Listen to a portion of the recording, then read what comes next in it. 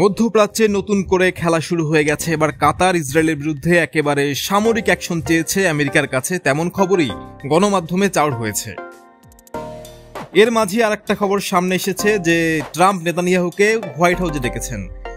গাজার নাম করে হোয়াইট হাউসে ডাকলে অনেকে মনে করছেন কাতার ইস্যুতে ঠিকঠাক মতো গণধোলাই করা হবে নেতানিয়াহুকে। কেন তিনি এরকম হামলা চালিয়ে মধ্যপ্রাচ্যে আমেরিকাকে বিপদে ফেললেন? সব মিলিয়ে কাতার হচ্ছে আমেরিকার একেবারে ঘনিষ্ঠ মিত্র, তেলের পার্টনার, এবং তারা কাতারের মাধ্যমে অনেকটা মধ্যপ্রাচ্যে নিজেদের অবস্থান ধরে রেখেছে। আপনারা জানেন যে মার্কিন সামরিক ঘাঁটি যে মধ্যপ্রাচ্যে সবচেয়ে বড়, সেটা কিন্তু কাতারই অবস্থিত। কাতারে হঠাৎ করে হামলা চালিয়ে নেতানিয়াহু একরকম সেই অবস্থান যে নড়বড়ে করে দিয়েছেন। দাবি উঠছে মধ্যপ্রাচ্য থেকে আমেরিকার সেনাদের তাড়িয়ে দেওয়ার, এবং সেই জায়গাটা নিতে চলেছে ইরান। ইরান অলরেডি কাতারকে কিন্তু প্রস্তাব দিয়ে দিয়েছে যে আমরা তোমাদেরকে মিসাইল দিচ্ছি, তোমরা আমেরিকানদের বের করে দাও, কারণ ওরা তোমাদের থাকবে, খাবে, সবই নিবে, কিন্তু কোনো সুরক্ষা দিবে না।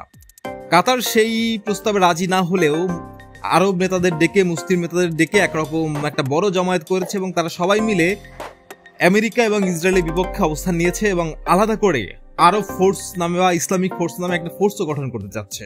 সব মিলিয়ে ট্রাম্প দেখছেন তার জন্য মধ্যপ্রাচ্য কঠিন হয়ে যাচ্ছে, এবং সেজন্য তিনি হয়তো হোয়াইট হাউসে নিয়ে নেতানিয়াহুকে গণধোলাই করবেন কিংবা ঠিকঠাক মতো শাসাবেন বলেই মনে করছেন আন্তর্জাতিক বিশ্লেষকরা।